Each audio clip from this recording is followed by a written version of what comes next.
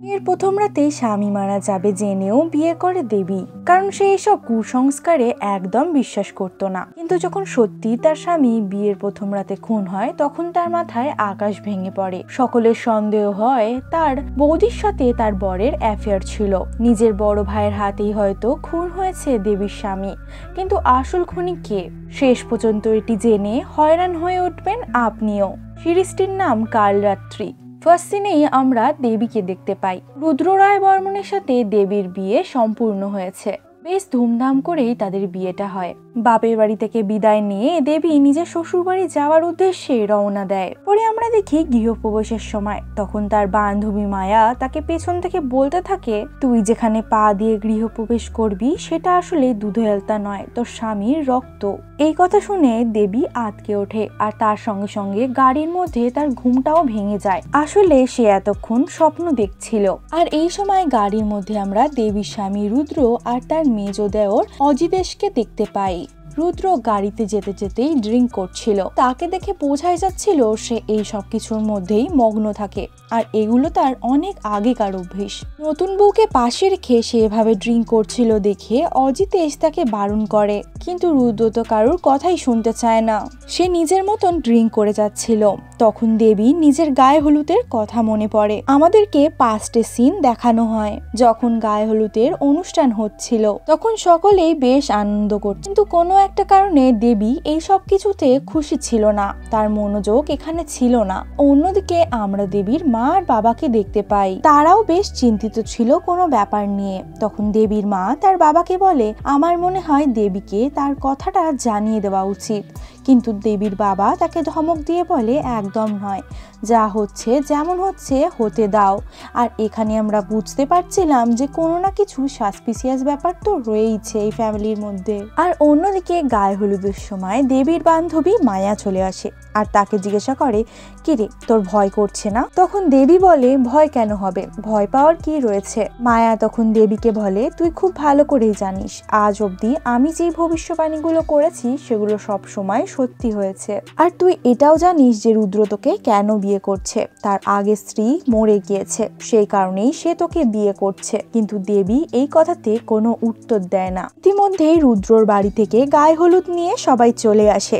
আর তারপরে হলুদের অনুষ্ঠান শেষ হওয়ার পর যখন দেবী বাথরুমে গিয়ে স্নান করছিল, তখন কেউ একজন দরজাটা অনেক জোরে জোরে ঠক ঠক করছিল। সে বারবার জিজ্ঞাসা করাতেও কেউ এটার জবাব দেয় না, যার জন্য দেবী নিজেই সেখানে দেখতে যাচ্ছিল। আর যখন সে বাইরে বেরোয় সে দেখতে পায় সেখানে দাঁড়িয়ে রয়েছে মায়া। দেবী তাকে জিজ্ঞাসা করে সে এখানে কি করছে। জবাবে মায়া বলে, তুই কি ভেবেছিলি যে চিরাগ এসেছে? কিন্তু চিরাগ কি করে আসবে, সে তো মারা গিয়েছে। আসলে এই চিরাগ ছিল দেবীর হবু স্বামী, কিন্তু বিয়ে হওয়ার আগেই চিরাগ মারা গিয়েছে। তবে সে কিভাবে মারা গিয়েছে এটা আমরা আগে জানতে পারবো। তারপর মায়া দেবীকে বলে, আজকে আমি একটা ভবিষ্যৎবাণী করতে এসেছি, আর তুই তো জানিস আমার ভবিষ্যৎবাণী কখনোই ভুল হয় না। দেবী তো এটা শুনে বেশ নার্ভাস হয়ে যায় আর তাকে এই ব্যাপারে জিজ্ঞাসাবাদ করে যে সে এইসব কেন বলছে। তারপরে মায়া বলে যে বিয়ের পরে কাল রাত্রিতে তোর বর রুদ্র মারা যাবে আর কেউ তাকে বাঁচাতে পারবে না। এই কথাটা শোনার পরে দেবী অনেক ভয় পেয়ে যায়। সে বুঝতে পারছিল না যে তার কি করা উচিত। তারপরে দৃশ্য চলে আসে বর্তমানে। ফাইনালি দেবী নিজের শ্বশুর বাড়িতে গিয়ে পৌঁছায়। সেখানে যাওয়ার পরে দেবীর মনে হতে থাকে সেই জায়গায় আগেও এসেছে। দেবীর কিছু পুরাতন কথা মনে পড়তে থাকে, তবে সে ঠিক করে মনে করে উঠতে পারছিল না। তার মনে হয় কেউ তাকে এই ঘর থেকে ধাক্কা দিয়ে বার করে দিচ্ছে। এটা মনে পড়াতেই দেবীর মাথাটা ঘুরে যায়। তখনই অজিতেশ তাকে পেছন থেকে ধরে ফেলে। কিন্তু দেবীর স্বামী রুদ্রর এই ব্যাপারটা একদমই ভালো লাগে না। সে বেশ রাগী গলায় তার দিকে দেখতে থাকে। এরপরেই দেবীর গৃহপ্রবেশের সময় আসে। তখন তাকে বরণ করার জন্য তার মেজজা রাই আসে, অর্থাৎ অজিতেশের স্ত্রী। আর তারপরে রুদ্র নিজের বৌদির গালে একবার হাত বুলিয়ে দেয়। আর সে বলতে থাকে, তোমাকে কি মিষ্টি না দেখাচ্ছে আজকে। সকলের সামনে এমনটা করাতে রাইও খুব অকওয়ার্ড সিচুয়েশনে পড়ে যায়। সকলে এই জিনিসটা দেখে খুবই অবাক হয়ে যায় যে রুদ্র করছেটা কি। কিন্তু রুদ্রর পরিবারকে দেখে মনে হচ্ছিল এইগুলো তাদের পরিবারে খুবই নর্মাল ব্যাপার। এর সাথে সাথে আরো অনেক কিছু রয়েছে এই পরিবারের মধ্যে যেগুলো তারা লোক সমাজে বাইরে বার করতে চাইছে না। আর এখানে দেবীও বুঝতে পারে তার স্বামী আর তার জায়ের মধ্যে নিশ্চয়ই কোনো একটা অবৈধ সম্পর্ক রয়েছে। আর তখনই সেখানে সমরেশ রায় চলে আসে, অর্থাৎ রুদ্রর বাবা চলে আসে। এসেই রুদ্রকে উদ্দেশ্য করে বলতে থাকে, এখানে এসব কি হচ্ছে? রুদ্র তখন হেসে বলে, অজিতে যে আমার বউয়ের গায়ে হাত দিয়েছিল, তাই আমি ওর বউকে একটু আদর করে দিলাম। তারপরেই শুরু হয় দেবীর গৃহপ্রবেশ। এরপরেই সমরেশ রায়ের বড় মেয়ে শিবানী দেবীকে ঘরে নিয়ে যায়। সেই ঘরে গিয়েও দেবীর আশেপাশের সবকিছু কেমন যেন অনেক পরিচিত মনে হতে থাকে। তার আবারও আবছা আবছা কিছু স্মৃতি মনে পড়ছিল। তার মনে হয় আবারও যেন কেউ এখান থেকে তাকে চলে যেতে বলছে। আর দেবী আবারও মাথা ঘুরে পড়ে যাচ্ছিল। সে কোনোভাবে নিজেকে সামলে নেয়। শিবানী তখন তাকে টন্ট করে উল্টোপাল্টা কথা বলতে থাকে। সে বলে, তোর কি এসব চেনা চেনা মনে হচ্ছে? তোর কি আসলেই কিছু মনে নেই, নাকি তুই ঢং করছিস? হঠাৎ এভাবে ব্যবহার করাতে দেবী তো খুব চমকে ওঠে। আর কেনই বা শিবানী এইভাবে তার সাথে কথা বলছিল সেটাও সে বুঝতে পারছিল না। শিবানী তখন রেগে গিয়ে বলে, আগের বারে এই নাটকের তুই শিক্ষা পেয়েছিলি, এবারে কিন্তু জীবন তো বাঁচিয়ে রাখবো না। শিবানী আর দেবীর কথার মাঝে শিবানীর স্বামী বিজয় তাকে ডাকতে থাকে। শিবানী এতে খুব বিরক্ত হয়ে যায়। সে দেবীকে সাবধানে থাকতে বলে। এদিকে শিবানীর স্বামী বিজয় তাকে বলে যে রায় তাকে ডেকে পাঠিয়েছে। এর পরের সিনে আমরা দেখতে পাই সমরেশ রায় রুদ্রকে নিজের ঘরে ডেকে পাঠায়। সে বলে, তুমি আজকেও মদ খেয়েছো? আর সেই সময় তুমি রায়ের সাথে ওরকম বিহেভিয়ার কেন করেছিলে? রুদ্র তখন শয়তানি হাসি হেসে বলতে থাকে, রায়ের গালে একটু হাতই তো দিয়েছি, এতে তোমার এত খারাপ লাগছে কেন? সমরেশ রায় এই কথা শুনে রুদ্রকে একটা চড় মেরে বসে। তখনই সেখানে রুদ্রর মা ইন্দ্রাণী চলে আসে। আর রুদ্র তারপরে সেখান থেকে বেরিয়ে যায়। রুদ্রর মা তখন তার স্বামীকে বলে, এত বড় ছেলের গায়ে হাত তোলা তোমার ঠিক হয়নি। কোনো একদিন দেখবে তোমার ছেলেটাই উল্টে তোমাকে ধরে মারছে। তখন সমরেশ রায় বলে, ওরা তা কখনো করবে না, কারণ ওরা খুব ভালো করে জানে আমি যেমন ওদের জন্য সবকিছু করতেও পারি, ওদের থেকে সবকিছু কেড়েও নিতে পারি, দরকার পড়লে আমি খুনও করতে পারি। ইন্দ্রাণী তখন খুব হতাশ হয়ে বলে যে সেই সব আমি খুব ভালো করেই জানি। আর ইন্দ্রাণী বলে, আগেকার যুগে চরিত্রহীন রাজাদেরও কাণ্ডজ্ঞান ছিল, তারা নোংরা কাজকর্ম সব বাগান বাড়িতে করত। এই বাড়ির লোকেদের তো কোনো চরিত্র জ্ঞানই নেই, ঘরের মধ্যেই সব শুরু করে দিয়েছে। আর এই কথা শুনে সমরেশ রায় অনেক রেগে যায় আর নিজের স্ত্রীর গলা টিপে ধরে আর তাকে নিজের মুখ একেবারে বন্ধ করে রাখার জন্য বলে। আর এখানে আমরা দেখতে পাই তাদের এই সব কথা দরজার আড়াল থেকে তাদের কাজের লোকটি শুনে নেয়। এই বাড়ির মধ্যে রয়েছে হাজার রকমের রহস্য। গল্প যত এগোবে রহস্যটা তো আস্তে আস্তে খুলতে থাকবে। আর এদিকে দেবী যখন নিজের ঘরে একা ছিল, তার সাথে কথা বলতে রুদ্রর মাস্তুতো বোন স্নেহা চলে আসে। টুকটাক কথাবার্তা বলার পরে দেবী তাকে জিজ্ঞাসা করে রুদ্রর আগের স্ত্রী ঋতিকা কিভাবে মারা গিয়েছে। আর এই কথা শুনে স্নেহা কিছুটা ঘাবড়ে যায়। সে কোনো রকমে বলে, বৌদি আসলে পা স্লিপ করে বাথরুমে পড়ে গিয়েছিল, তখনই মাথা ফেটে সে সেখানেই মারা যায়। এই বলে সে তাড়াতাড়ি করে সেখান থেকে কেটে পড়ে। স্নেহাকে দেখে দেবীও বুঝতে পারে সে কিছু একটা লুকানোর চেষ্টা করছে। পরবর্তীতে দেবী তার বান্ধবী মায়ার সাথে দেখা করার জন্য ছাদে যায়। দেবী তখন মায়াকে বলে, রুদ্রর এই বিপদের কথা আমার এই পরিবারের সবাইকে জানিয়ে দেওয়া উচিত। তখন মায়া বলে, একদম নয়, তুই যদি বলতে চাস তাহলে তোর কথা কে বিশ্বাস করবে, আর উল্টে তোকেই সবাই দোষারোপ করবে। তখন দেবী বলে, আমি বলবো যে তুই আমাকে এই কথাটা জানিয়েছিস। তখন মায়া বলে, আমি তো তখন অস্বীকার করে যাব, আমি কাউকে জানাবো না। আর অন্যদিকে সমরেশ রায় তখন নিজের ঘরে বসে রেস্ট নিচ্ছিল। সেই সময় তার ঘরে তার ছোট ছেলের স্ত্রী কীর্তি আসে আর তারপরে সে তার পা টিপতে থাকে। তখন সমরেশ রায় কীর্তিকে বলে সে যেন রায়কে এখানে ডেকে পাঠায়। কীর্তি তখন বলতে থাকে, রায় যেভাবে করে আপনার সেবা করে ঠিক সেইভাবেই আমি আপনার সেবা করব। এ যেন তাকে শুধু একটা বারের জন্য সুযোগ দেয়। কিন্তু সমরেশ রায় তাকে সেখান থেকে চলে যেতে বলে আর তাকে রেগে গিয়ে বলে যে তুমি এখান থেকে বেরিয়ে যাও, আর যাওয়ার সময় রায়কে ডেকে দিয়ে যেও। আর রাত্রিবেলা দেবী নিজের ঘরে বসে বেশ প্যানিক করছিল, কারণ আজ ছিল তার কাল রাত্রি। আর তারপরে আমরা দেখতে পাই বাড়ির কাজের মেয়েটি বাথরুম করার জন্য বেরিয়েছিল। তখন সে দেখতে পায় রুদ্রর ঘরে আলো জ্বলছে আর তার দরজাটাও খোলা রয়েছে। যখন সে চেক করার জন্য সেখানে এগিয়ে যায়, তখন সে দেখতে পায় রুদ্রর পিঠের মধ্যে একটা চুলের কাঁটা গুতিয়ে তাকে খুন করে দেওয়া হয়েছে। এটা দেখার পরেই সে অনেক ভয় পেয়ে যায় আর সে খুব জোরে চিৎকার করে ওঠে। সকলেই তখন রুদ্রের ঘরে চলে আসে। আর সকালের মধ্যেই পুলিশ চলে আসে তদন্তের জন্য। আর এই কেসের তদন্তে ছিল ডিএসপি সার্থকী সান্যাল আর তার কলিগ ইমন ব্যানার্জি।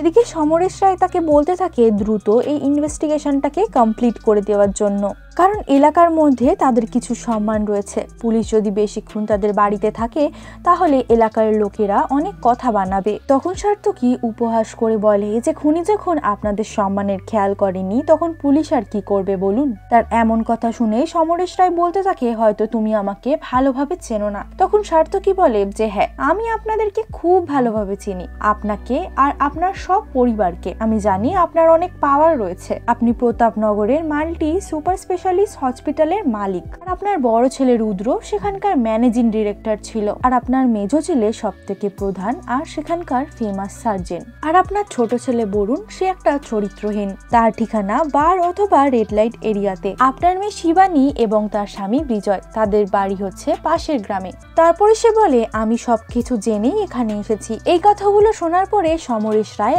একেবারে চুপ হয়ে যায়। তারপরে ইন্সপেক্টরটি জিজ্ঞাসা করে এই চুলের কাঁটাটি কার যেটা দিয়ে খুন হয়েছে। সবাইকে জিজ্ঞাসা করাতে কেউই সেটার কথা বলে উঠতে আর পারে না। তারপরে সার্থকী নিজের কলিগ ইমনকে বলে সেই বডিটাকে পোস্টমর্টমের জন্য পাঠিয়ে দেয়। আর তারপরে জিজ্ঞাসা করে সবার প্রথমে এই ডেড বডিকে কে দেখেছিল।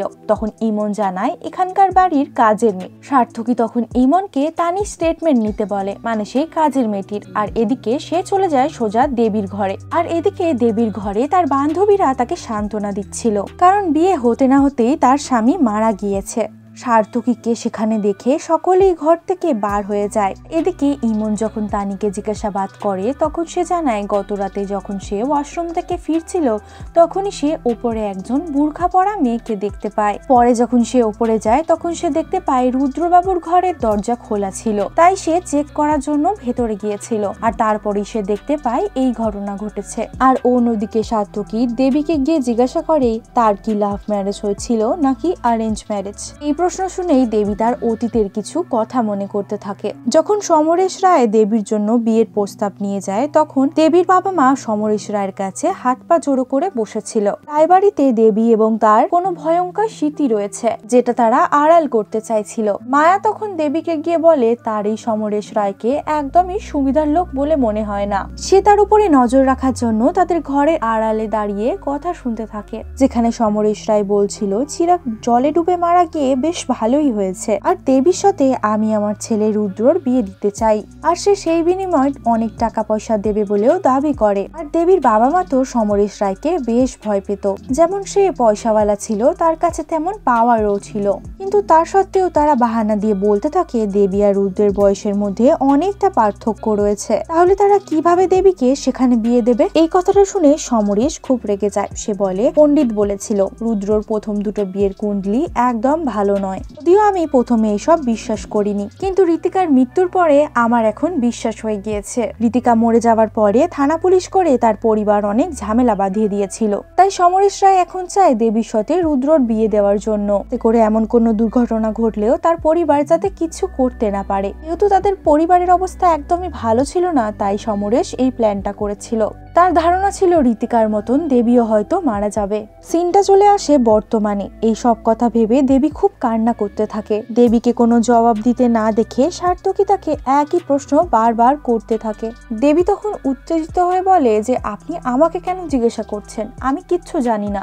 দেবীকে এভাবে হঠাৎ করে প্যানিক করতে দেখে সার্থকী অনেক ঘাবড়ে যায়। সে তখন তাকে শান্ত হতে বলে, আর তারপরে সে বলে সে চলে যাচ্ছে, কিন্তু সে কিছুক্ষণের জন্য এই বাড়িতেই আছে। যদি দেবী তাকে কিছু বলতে চায় তাহলে সে তাকে বলতে পারে। এই কথা বলে সার্থকী তানিকে জিজ্ঞাসাবাদ করতে চলে যায়। সে তানির বুদ্ধির প্রশংসাও করে আর তাকে জিজ্ঞাসা করে যে তার পিঠে যে চুলের কাঁটাটা ছিল সেটা কার। তানি তো তার প্রশংসা শুনে বেশ খুশি হয়ে যায় আর তাদেরকে সে যা যা জানে তাই সবকিছুই বলতে থাকে। সে জানায় ওই চুলের কাঁটাটা রাইয়ের। গতকাল সন্ধ্যায় রাইকে সে রুদ্রর ঘরে যেতে দেখেছিল, তখনই চুলের কাঁটাটা তার চুলের মধ্যে আটকানো ছিল। আর তখন তানি আড়াল থেকে দেখতে পায় রাই রুদ্রকে জড়িয়ে ধরে জিজ্ঞাসা করছে কাল রাত্রিতে বউয়ের কাছে না যেতে পেরে কি মন খারাপ লাগছে। তখন রুদ্র রাইকে বলছে যে আমি তোমাকে ছাড়া কোনোভাবেই থাকতে পারবো না, আর তার সাথে ইন্টিমেট হওয়ারও চেষ্টা করছিল। সে বলতে থাকে আমি তো তোমার জন্য ঋতিকাকেও মেরে ফেলেছি।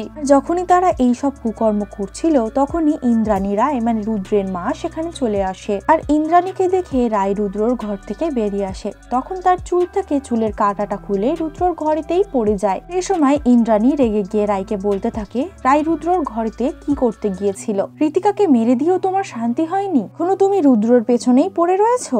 এইসব না করে সোজাসুজি রেড লাইট এরিয়ায় চলে গেলেই তো পারো। আর এই কথাটা শোনার পরে রায় বেশ রেগে গিয়ে ইন্দ্রাণীকে বলে সে যেন বেশি মুখ না খুলতে আসে, তাহলে রায়ও কিন্তু মুখ খুলতে বাধ্য হবে, তাহলে কিন্তু আর আপনিও এই বাড়িতে আর টিকতে পারবেন না। তারপরে সিনটা বর্তমানে চলে আসে। সার্থকী এই সব কথা শুনে খুব অবাক হয়ে যায়। তারপরে সে তানিকে জিজ্ঞাসা করে তার কি মনে হয় এই খুনটা কে করতে পারে। তখন তানি বলে এই বাড়ির প্রত্যেকেই এটা করতে পারে। তখন সার্থকী বলে সে ছাড়া অন্য কেউ কি এই গতকালের ঘটনাটাই দেখেছিল? তখন সে জানায় দূর থেকে এই সব ঘটনাগুলো দেবীও আমার সাথে দেখেছিল। তারপরে আমরা দেবীকে দেখতে পাই সে বাড়ি থেকে বেরিয়ে সামনের পুকুর ঘাটে চলে যায়। সেখানে গিয়ে সে হ্যালোসিনেশন করতে থাকে, আর সে পুকুরের মাঝে চিরাগকে দেখতে পায়, আর তাকে দেখে দেবীও তার দিকে এগিয়ে যেতে থাকে। এইভাবে ধীরে ধীরে দেবী একদম পুকুরের মাঝামাঝি চলে যায়। অন্যদিকে দেবীর বাবা মা বৌভাতের জন্য তার বাড়িতে আসে। তারপরে তারা জানতে পারে যে রুদ্র মারা গিয়েছে। তারা রুদ্রের মরার ব্যাপারে কিচ্ছু জানতো না, তারা এই বাড়িতে এসেই এটা জানতে পেরেছে।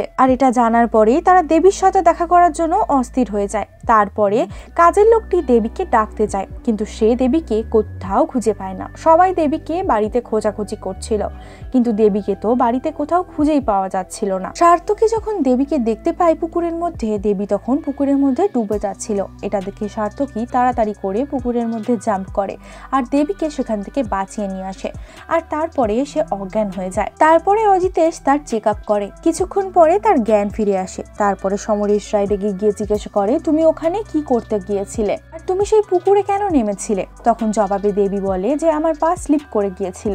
রায় তখন সবাইকে বলে দেবীর কাপড় বদলে দেবে সে, তাই জন্যই সবাইকে বাইরে যেতে বলে, আর একে একে সবাই ঘরের বাইরে চলে যায়। আর তারপরে দেবী নিজের কাপড় বদলে নেয়। তারপরে সে রায়কে প্রশ্ন করে রুদ্র মারা যাওয়াতে কি তুমি অনেক কষ্ট পেয়েছো? যেহেতু তুমি রুদ্রকে অনেক ভালোবাসতে নিশ্চয়ই। রায় তখন তাকে হুমকি দিয়ে বলে তুমি যদি আমার সাথে গেম খেলার চেষ্টা করো তবে তুমি সেটা করতে পারবে না, আর এর ফলও কিন্তু খুব একটা ভালো হবে না। তারপরে তার কথায় পাত্তা না দিয়ে দেবী বলে তোমার চুলের কাঁটাটা অনেকের বেশ পছন্দ। রায় তো কিছুই বুঝতে পারছে না যে দেবী এভাবে কেন কথা বলছে। তখনই দেবী বলে স্নেহা আর শিবানী আমাকে রান্নাঘরে নিয়ে গিয়েছিল, আর আমি তখনই দেখলাম এই কাঁটাটা সবার কতটা পছন্দের। ফ্ল্যাশব্যাকে আমরা দেখতে পাই গতকাল বিকেলে যখন রায় রান্নাঘরে কাজ করছিল তখন বরুণ সেখানে চলে আসে। আসলে বরুণও রায়কে খুব পছন্দ করত আর সবসময় তার সাথে ফ্লার্টও করত, আর রায়ও ব্যাপারটা বেশ এনজয় করত। আর বরুণ সেখানে গিয়ে এই রায়ের চুলের কাঁটাটা খুলে দেয় আর তার খোপাটাকে খুলে দেয় আর তার সাথে ফ্লার্ট করতে থাকে। আর এই দৃশ্যটাই সেখানে দাঁড়িয়ে উপস্থিত থাকা তিনজনে দেখেছিল, আর এই কারণের জন্যই দেবী আজকে রায়কে এই কথাটা বলেছে। তখন দেবী তাকে জিজ্ঞাসা করে এই রুমের ওয়াশরুমে কি ঋতিকা স্লিপ করে পড়ে মারা গিয়েছিল? তখন রায় খুব ঘাবড়ে যায় আর তাড়াতাড়ি করে তার কথার কোনো জবাব না দিয়েই সেখান থেকে বেরিয়ে যায়। আর এদিকে দেবীর ঘর থেকে বেরিয়ে সার্থকী ইমনকে বলে দেবী মিথ্যে কথা বলছে, আসলে দেবী পা পিছলে পড়ে যায়নি, সে তো নিজে থেকে সেখানে গিয়ে ঝাঁপ মারছিল। কারণ যখন সার্থকী তাকে বাঁচাতে গিয়েছিল তখন দেবী বারবার বলছিল আমাকে বাঁচাতে হবে না, তুমি ওকে বাঁচাও, কিন্তু সেখানে কেউই ছিল না। কিছুক্ষণ পরে ডিস্ট্রিক্ট ম্যাজিস্ট্রেটের কল আসে সার্থকীর ফোনে। অন্যদিকে রায় সমরেশ রায়ের ঘরে চলে যায়। সমরেশ রায় তখন তার হাতটাকে জড়িয়ে ধরে। রায় তখন তাকে প্রশ্ন করে তার কি সত্যি মনে হয় যে দেবীর পুরনো কথা কিছু মনে নেই? এখানে রায় আর সমরেশ রায়ের এভাবে হাত ধরাটা দেখে আমরা বুঝতেই পারছিলাম তাদের মধ্যে ব্যাপারটা ঠিক বৌমা আর শ্বশুরের নেই।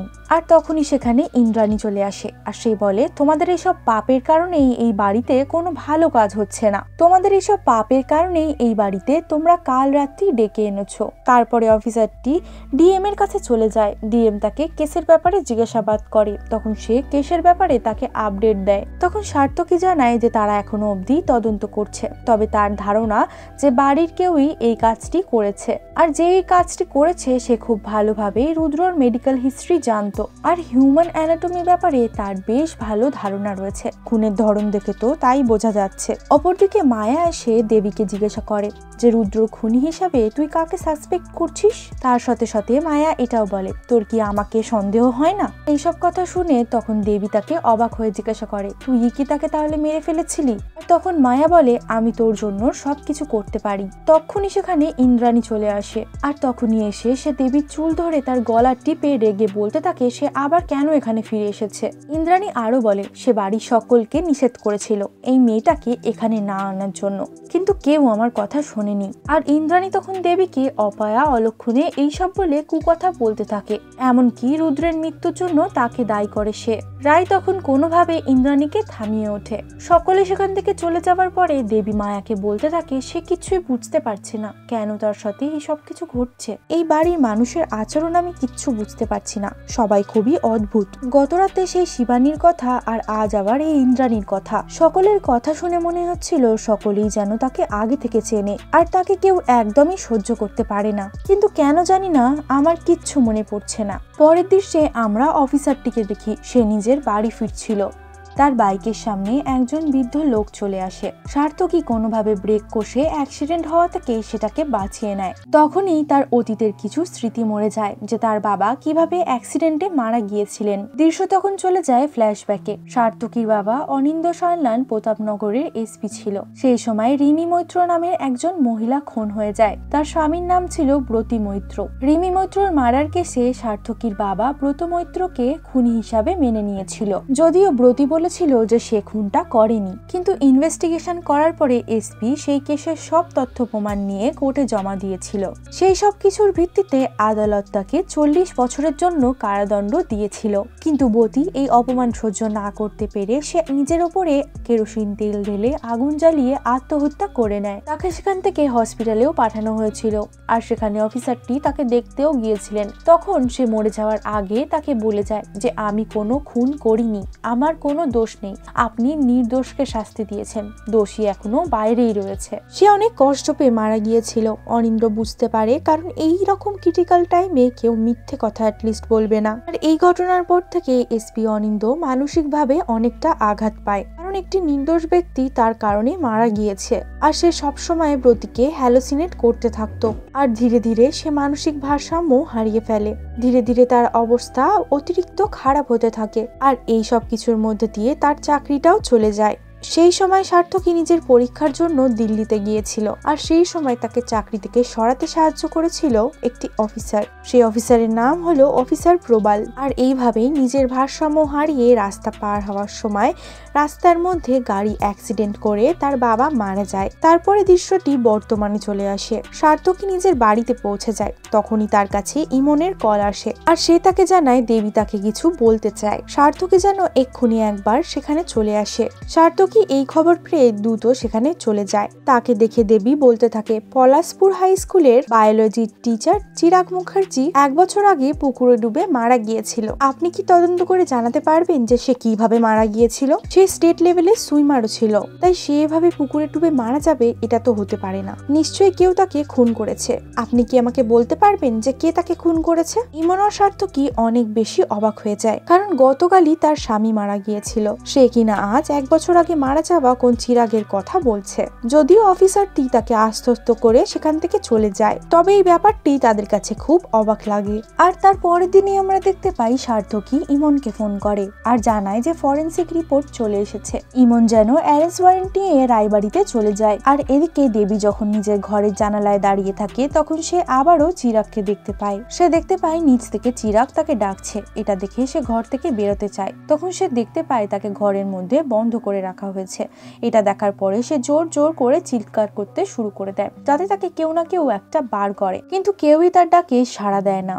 দেবী পাগলের মতন করতে শুরু করে, আর তার কিছুক্ষণের মধ্যেই সার্থকী সেখানে চলে আসে। আর দেবী তখন পাগলের মতন করতে থাকে, আর তাকে পাগলের মতন গিয়ে জড়িয়ে ধরে, আর সে বলতে থাকে কেউ তাকে মেরে ফেলবে। অন্যদিকে ইমন আর বাকি টিম মেম্বাররা পুরো বাড়ির মধ্যে সার্চ করছিল। তখনই তারা অজিতেশের ঘরের বিছানার নিচে একটা রক্তমাখা প্যান্ট পায়, আর সেই প্যান্টের মধ্যে রক্তের দাগ ছিল রুদ্রর।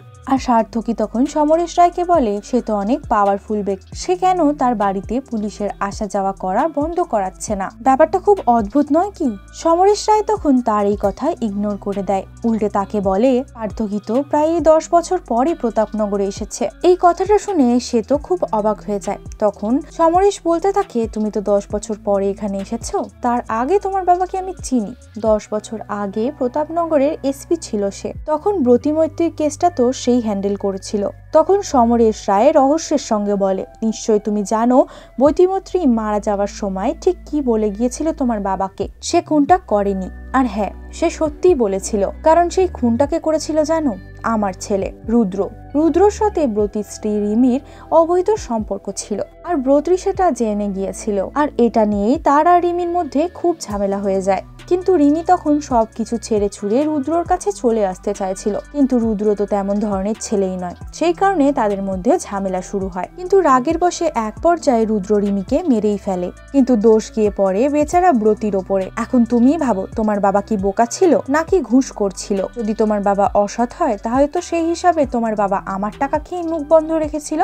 সার্থকী তো এইসব কথা শুনে হতভম্ব হয়ে যায়। তখনই সেখানে ইমন চলে আসে। তখন সে জানায় অজিতেশের ঘর থেকে রক্তমাখা প্যান্ট পাওয়া গিয়েছে, আর এরপরই তারা অজিতেশকে গ্রেফতার করে সেখান থেকে নিয়ে যাচ্ছিল। অজিতেশ বারবার বলতে থাকে আমি এই খুনটা করিনি, আমাকে ফাঁসানো হচ্ছে। আর এদিকে যখন স্নেহা দেবীর ঘরে আসে, দেবী তো পাগলের মতন বলতে থাকে সে এই ঘরে থাকবে না, এই ঘরে ভয়ঙ্কর কিছু রয়েছে। আর দেবী যখন জানতে পারে তার বাবা মাও চলে গিয়েছে, সে দৌড়াতে দৌড়াতে নিচে চলে আসে। তখনই পুলিশ অফিসার ইমন তাকে আটকে ধরে। তখন সার্থকীকে দেখে সে বলতে থাকে সে কি পলাশপুরে গিয়েছিল? তখন সার্থকী জানায় সে সেখানে গিয়েছিল, আর সে সেখানে গিয়ে ইনফরমেশনও জেনে এসেছে। পুলিশ রিপোর্ট অনুযায়ী জলের মধ্যে ডুবার কারণেই চিরাগের মৃত্যু হয়েছিল। কিন্তু দেবী এই কথাটা কিছুতেই মানতে চাইছিল না। সে বারবার বলছিল এটা কখনোই সম্ভব নয়, সে স্টেট লেভেলের সুইমার ছিল, এটা কিভাবে সম্ভব হতে পারে? সার্থকী তখন দেবীকে জিজ্ঞাসা করে চিরাগের মৃত্যু হয়েছিল ঠিক দুপুর 2টায়, দেবী তখন কোথায় ছিল? দেবী তখন বলে যে আমি পার্লারে গিয়েছিলাম। সে দুপুর 12টার সময় পার্লারে গিয়েছিল, আর দুপুর 3টের সময় সে বাড়ি আসে, আর তারপরে সে 5 মিনিটের মধ্যে বাড়ি ঢুকে গিয়েছিল। সার্থকী বলতে থাকে দেবী পার্লারে ছিল শুধুমাত্র 1 ঘন্টা, তারপরে 1টার সময় তুমি পার্লার থেকে বার হয়ে যাও, তারপরে 1টা থেকে 3টে অবধি তুমি কোথায় ছিলে? কিন্তু দেবী তখন কিছুতেই এই কথাটা মনে করতে পারছিল না। পরবর্তীতে দেখতে পাই দেবী মায়াকে এই ব্যাপারে জিজ্ঞাসাবাদ করে, কারণ মায়া দেবীর ব্যাপারে দেবীর থেকেও অনেক বেশি জানতো। তখন মায়া তাকে জানায় ওই দিন পার্লার থেকে দেবী তাদের বাড়িতে গিয়েছিল, কিন্তু মায়া তখন বাড়িতে ছিল না। দেবী তখন 3টে অবধি তার জন্য অপেক্ষা করেছিল, তারপরে দেবী নিজের বাড়িতে চলে যায়, কারণ সেদিন চিরাগের পরিবারের আবার দেবীর পরিবারের সাথে দেখা করতে আসার কথা ছিল। আর তার সাথে সাথে এখানেই আমরা মায়ার জীবনের অতীত সম্পর্কে কিছু কথা জানতে পারি। আসলে মায়া চিরাগকে একদমই পছন্দ করতো না, শুধুমাত্র তার প্রফেশনের জন্য। ফ্ল্যাশব্যাকের মাধ্যমে আমরা দেখতে পাই একদিন মায়ার কলেজের এক শিক্ষক তার বাবা মা না থাকাকালীন তার বাড়িতে চলে আসে। সে তখন মায়ার সম্মানহানিরও চেষ্টা করে। এই ব্যাপারটা তার মনে খুব বাজেভাবে গেঁথে গিয়েছিল, আর এরপর থেকেই সে কোনো শিক্ষককে আর পছন্দ করতো না। আর অন্যদিকে ইমন চিরাগের বাবা মার সাথে দেখা করে। তারা জানায় যেদিন তারা বিয়ের পাকা কথা বলতে গিয়েছিল সেদিনই চিরাগ জলে ডুবে মারা যায়। চিরাগের জলে ডুবে মারা যাওয়াটাও তার বাবা মার কাছে অনেক বেশি অদ্ভুত ব্যাপার ছিল। আর এখানে চিরাগের বাবা মা জানায় তাদের দেবীর পরিবারকে খুব অদ্ভুত মনে হয়েছিল। যখন তারা দেবীর ছোটবেলার ছবি দেখতে চেয়েছিল তখন তাদের পরিবারের লোকেরা জানায় তার ছোটবেলার ছবি হারিয়ে গিয়েছে। আর তাছাড়াও দেবীর সাথে তার বাবা মায়ের বয়সের পার্থক্য বেশ অনেকটাই। আর এখানে আমরা একটা কথা জানতে পারি যে দেবীর 6 বছর আগে অ্যাক্সিডেন্ট হয়েছিল, আর তখনই তার মেমোরি লস হয়ে যায়, যে কারণে তার কোনো আগের ছবি তার বাবা মার কাছে ছিল না। মেমোরি লস হওয়ার পরের ছবিগুলোই তাদের কাছে উপস্থিত ছিল। এই ব্যাপারটা অফিসারের কাছে খুব অদ্ভুত মনে হয়, আর তারা দেবীর ব্যাপারে আরো অনেক কিছু জানতে চায়। তখন চিরাগের ফ্যামিলি মেম্বাররা বলে তাদের বাড়ির অবস্থা খুবই ভালো ছিল, কিন্তু এদিকে তার বাবা মা কিন্তু কোনো কাজবাজ করতেন না। কিন্তু হ্যাঁ, তাদের মধ্যে একটা খুব অবাকজনক ব্যাপার ছিল। যাই হয়ে যাক না কেন, ঝড় বৃষ্টি তুফান চলে আসুক না কেন, দেবীর বাবা প্রতি বুধবার করে সকালবেলা 11টার সময় ঠিক বাড়ি থেকে বেরিয়ে যেত, আর ফিরত সেই 4টের সময়। কিন্তু সে যে কোথায় যেত এটা আমরা কেউই জানি না। আর এদিকে আমরা পুলিশ স্টেশনে দেখতে পাই, পুলিশ স্টেশনে অজিত বারবার সার্থকীকে বলছিল সে কোনো খুন করেনি। সে এটাও বলে তার বাড়ির লোকেরা জঙ্গলের পশুদের থেকেও বেশি খতরনাক। আর রুদ্রের এই খুনটা কিন্তু তাদের বাড়ির প্রথম খুন নয়, এর আগেও তার বাড়িতে খুন হয়েছিল, যেটা 2 বছর আগে হয়েছিল। আর প্রথম খুনটা হয়েছিল রুদ্রর প্রথম স্ত্রী ঋতিকার। আর এই ঘটনার দিন সন্ধ্যাবেলায় রুদ্রর সাথে ঋতিকার অনেক কথা কাটাকাটি হয়। তখন ঋতিকা রুদ্র আর রায়ের এই অবৈধ সম্পর্কের ব্যাপারটা জেনে গিয়েছিল। আর অজিত এসও তখন সেখানেই উপস্থিত ছিল। সে তো আগে থেকেই সবকিছু জানতো, কিন্তু সব জানার সত্ত্বেও সে চুপ ছিল। তবে ঋতিকা তো আর এইসব মেনে নিতে পারে না, তাই জন্য সে বাড়ির সবাইকে ডেকে এই কথাগুলো জানায় আর রায়কে অনেক বেশি অপমান করতে থাকে। আর তখনই রুদ্র রেগে গিয়ে তার গলা চিপে ধরে, আর গলা চিপে ধরে তাকে আয়নায় ধাক্কা মারে, যার কারণে তার মাথায় আঘাত লেগে সে সেখানেই মারা যায়। পরবর্তীতে সমরেশ রায় এসে এই সমস্ত ঘটনাকে ধামাচাপা দিয়ে দেয়। আর এই সব কথা শুনে সার্থকী বলে আগামীকাল তাকে কোর্টে তোলা হবে, আর এরপরে তার সাথে কি হবে সেটা ঠিক কোর্টই ভালো জানবে। রাতে যখন সার্থকী বাড়ি ফিরছিল তখন সে ঠাকুর গলিতে দেবীকে দেখতে পায়। আসলে ঠাকুর গলি ছিল একটা রেড লাইট এরিয়া। সেখানে দেবীকে দেখতে পেয়ে সার্থকী অনেক অবাক হয়ে যায়। সে তাড়াতাড়ি করে দেবীর পেছন পেছন যেতে থাকে, কিন্তু সে দেবীকে হারিয়ে ফেলে সেই গলিগালার মধ্যে। আর তারই কিছুক্ষণ আগে বরুণও এখানে এসেছিল। বরুণ প্রায় এই গলিতে আসতে থাকে, সে হচ্ছে এখানকার স্পেশাল কাস্টমার। আর ফুলকি নামের একটি মেয়ের সাথে তার বেশ ঘনিষ্ঠতা ছিল। আর তখনই আমরা বিন্দি নামের একটা অন্য প্রস্টিটিউটকে দেখতে পাই। বিন্দি সেখানে নিজের ঘরে অজ্ঞান হয়ে পড়েছিল। কিছুক্ষণের মধ্যেই সেখানকার প্রধান মাসি সেখানে চলে আসে। বিন্দির জ্ঞান ফিরলে সে জানায় একজন কাস্টমার এসেছিল তার কাছে। সে তার কাছে ড্রিঙ্কস চেয়েছিল। যখন বিন্দি ড্রিঙ্কস নিয়ে তাকে দিতে যায় তখন পেছন থেকে সে তার মাথায় মেরে দেয় আর তাকে অজ্ঞান করে এখানে ফেলে চলে যায়। এই সবকিছু শোনার পরে সেই মাসিটি তাড়াতাড়ি করে একটি ছেলেকে ফুলকির ঘরে দেখতে পাঠায়। আসলে বরুণই ছিল যেহেতু তাদের স্পেশাল কাস্টমার, তাই জন্য মাসি তার দিকে একটু বেশি খেয়াল রাখতো। আর তারপরে সেই ছেলেটা যখন ফুলকির ঘরে পৌঁছায় সে দেখতে পায় বরুণের মৃতদেহ বিছানার মধ্যে পড়ে রয়েছে রক্তাক্ত অবস্থাতে। আর ফুলকিকে কেউ হাত পা বেঁধে মাটিতে ফেলে রেখে দিয়েছে। আর এদিকে অফিসারটি দেবীকে খুঁজছিল, কিন্তু সে দেবীকে খুঁজে পাচ্ছিল না। হঠাৎ করে দেবী পেছন থেকে এসে তার সাথে ধাক্কা খায়। সার্থকী তো এতে খুব চমকে যায়। সে কিছু জিজ্ঞাসা করার আগে সেখানে হই হট্টগোল শুরু হয়ে যায়। আর তখনই তারা ফুলকির ঘর থেকে চিৎকারের শব্দ শুনতে পায়। অফিসারটি আর দেবী সেখানে দ্রুত চলে আসে। তারপরে তারা বরুণের মৃতদেহ দেখতে পায়। তারপরে ফুলকি জানায় যে বরুণকে কেউ মার্ডার করে চলে গিয়েছে। আর তারপরে যখন সার্থকী ফুলকিকে তার ব্যাপারে জিজ্ঞাসা করে সে তখন বলে যে আমি খুনিকে পেছন থেকে দেখেছি। আর তারপরে সে যখন দেবীকে দেখতে পায় সে বলে খুনি ঠিক এই মেয়েটির মতনই জামা কাপড় পরেছিল, আর দেবীর মতন একই জুতো আর একই জামা পরেছিল। আর তখন সার্থকী বলতে থাকে কিছুক্ষণ আগেই তো তুমি বললে যে খুনি বোরখা পরেছিল। তখনই সেখানে ইমন চলে আসে। তখনই সার্থকী ইমনকে বলে দেবীকে বাড়ি পৌঁছে দিয়ে তার পোশাকটাকে নিয়ে চলে আসো, তারা এটা ফরেন্সিক ডিপার্টমেন্টে পাঠাবে।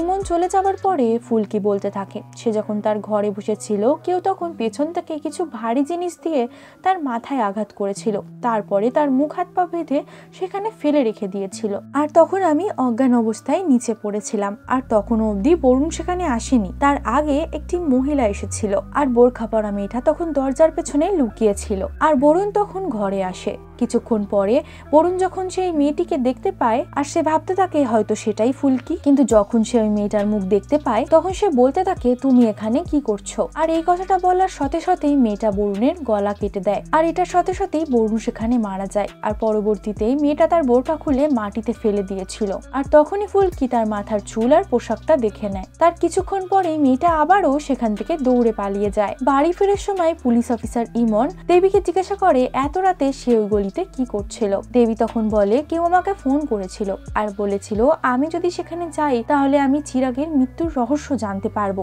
কিন্তু দেবী সেখানে গিয়ে কাউকেই দেখতে পায়নি। দেবীকে বাড়ি পৌঁছে দিয়ে পুলিশ অফিসার ইমন সমরেশ রায়কে খবর দেয় তার ছোট ছেলে ঠাকুর গলিতে মার্ডার হয়েছে। এরপরে যখন ইমন দেবীর পোশাকটা নিয়ে ফিরে যাচ্ছিল তখন সে দেখতে পায় দেবীর মতন একই পোশাক পরে সে কাজের মেয়ে তানিকে ঘরের মধ্যে প্রবেশ করতে দেখে। ইমনকে দেখে তানি দ্রুত সেখান থেকে চলে যায়। আর এদিকে সমরেশ রায় বাড়ির সকলকে ডেকে বলে এখন থেকে তাদের সবাইকে একই রকম কথা বলতে হবে, পুলিশকে কিছু বলার আগে নিজেদের মধ্যে ডিসকাস করে নিতে হবে। অন্যদিকে সার্থকী বিন্দির সাথে কথা বলে জানতে পারে যে এই ব্যক্তি তার কাছে ড্রিঙ্ক চেয়েছিল সে ছদ্মবেশে এসেছিল। সে সব শুনে সার্থকী পুলিশ স্টেশনে চলে যায়। সে অজিতের সাথে কথা বলবে বলে সেখানে গিয়েছিল। সে অজিতকে জানায় পোস্টমর্টম রিপোর্টে এসেছে যে রুদ্রের মৃত্যু ফুসফুসে আঘাত লাগার কারণেই হয়েছে। আর এই ব্যাপারে অজিতেশের কি মনে হয়? এটা কি খুন করার কোনো সাধারণ পদ্ধতি? অজিতেশ তখন জবাবে বলে যে না, একদমই নয়। এইভাবে কাউকে অ্যাটাক করলে সে মৃত্যুটা হবে অ্যাক্সিডেন্টাল, কারণ এতে মানুষের একটা ফুসফুস অচল হয়ে যায় কিন্তু আর একটা ফুসফুস সচল থাকবে, এই কারণে ভিকটিম বেঁচে যাবে। কিন্তু রুদ্রর তো ছোটবেলা থেকে একটা ফুসফুস অচল ছিল, ছোটবেলার একটা রোগের কারণে তার সঙ্গে সেটা হয়েছিল। আর খুনি এটা খুব ভালো করে জানতো, তাকে এভাবে অ্যাটাক করলে সে অবশ্যই মারা যাবে। আর এর মানে খুনি রুদ্রর মেডিকেল হিস্ট্রি খুব ভালোভাবেই জানতো, আর হিউম্যান বডি সম্পর্কেও তার খুব ভালো জ্ঞান রয়েছে। রিপোর্ট বলছে খুনি লেফট হ্যান্ডেড। আর অজিতেশ বলে এই সমস্ত বৈশিষ্ট্য তাদের বাড়ির দুজন মানুষের রয়েছে। প্রথমটা হচ্ছে রায়, সে একজন ট্রেন নার্স, আর রুদ্রর মেডিকেল হিস্ট্রিও সে খুব ভালোভাবে জানতো। আর দ্বিতীয়জন হচ্ছে সমরেশ রায়, সেও ডক্টর ছিল, তার সঙ্গে সঙ্গে লেফট হ্যান্ডেডও। তারপরে সার্থকী যখন সেখান থেকে চলে যাচ্ছিল, অজিতেশ তখন তাকে থামিয়ে বলে আরো একজন রয়েছে, তার কথা আমি কিভাবে ভুলে যেতে পারি, সে আর কেউ নয় বরং দেবী নিজে। 6 বছর আগে যখন দেবী তাদের বাড়িতে থাকতো তখন হিউম্যান অ্যানাটমিতে তার নলেজ অজিতেশের থেকেও অনেক বেশি ছিল।